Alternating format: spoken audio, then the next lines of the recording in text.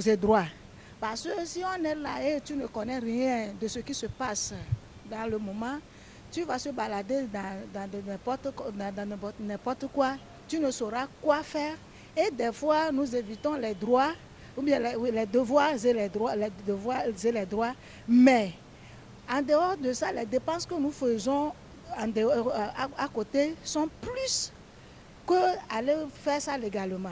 Donc, moi, je souhaiterais que le gouvernement ou bien les ONG là continuent à nous former dans des genres de formation.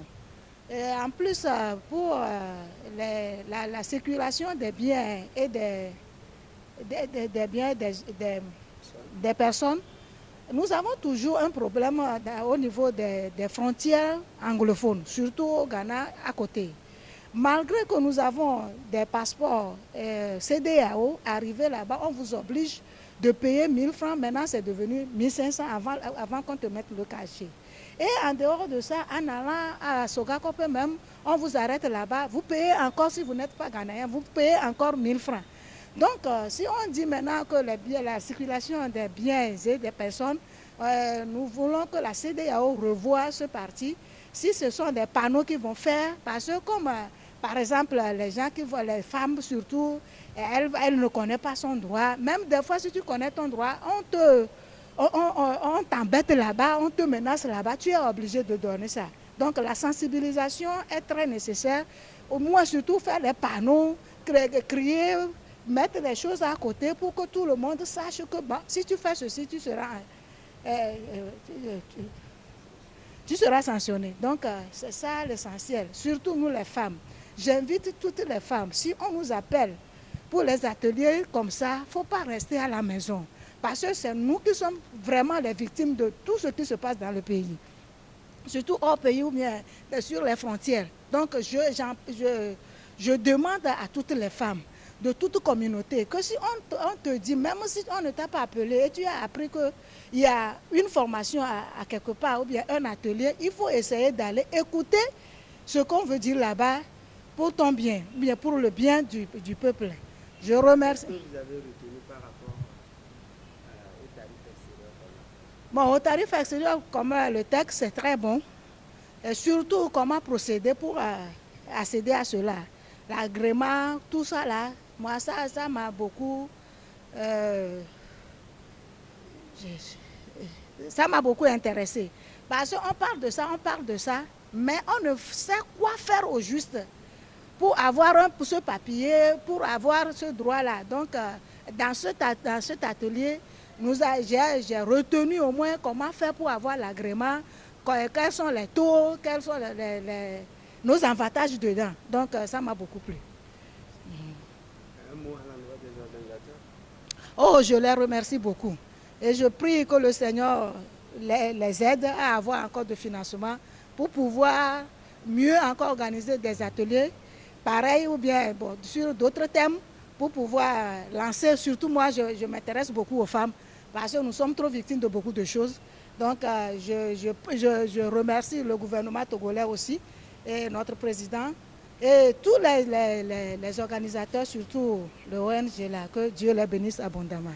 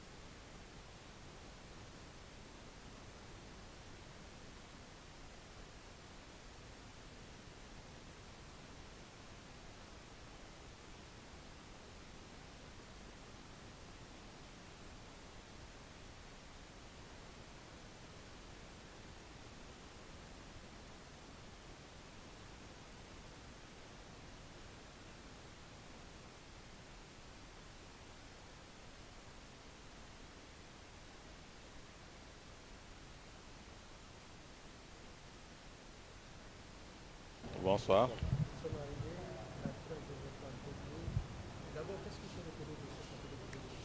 Alors, tout ce qu'on peut retenir, c'est un sentiment de satisfaction, de fierté, parce que pendant 2 jours, nous avons formé les organisations professionnelles, les commerçants, les industriels, sur les protocoles de la CEDEAO sur la libre circulation des personnes.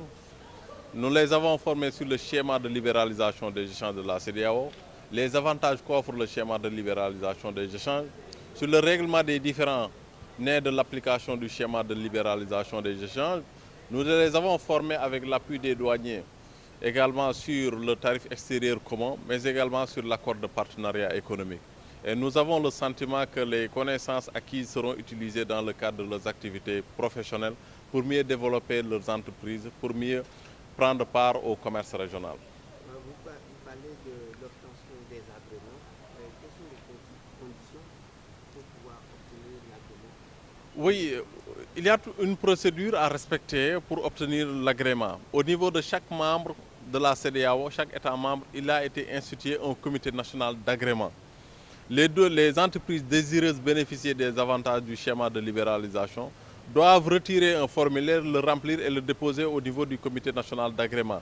Maintenant, c'est à cette autorité de prendre la décision d'agréer l'entreprise. À partir de ce moment, cette décision est notifiée à la commission qui procède le dispatching de la décision d'agrément dans tous les États membres. Et à partir de ce moment, l'État pourra exporter ses produits sur tout État membre de la CEDEAO sans droit de douane et sans taxe d'effet équivalent. Pour les mesures d'accompagnement du tarif extérieur commun, vous avez réuni les commerçants et les industriels sur le sujet. Quelles sont ces mesures pour faciliter le commerce et la situation des personnes handicapées? Les mesures d'accompagnement. Oui, oui. Quelles sont ces mesures? Oui, il y a un certain nombre de dispositifs que la CEDEAO a mis en place pour accompagner le tarif extérieur commun. Il s'agit le plus souvent des mesures pour mettre fin à certaines pratiques, par exemple le dumping. Le dumping et les subventions, ou bien lorsqu'un produit est importé de façon brusque, à tel point qu'il est de nature à causer un préjudice à une branche de production locale. À partir de ce moment, les dispositifs, les mesures d'accompagnement du texte de la CEDEAO peuvent permettre à un État membre d'interdire l'importation du produit mis en cause.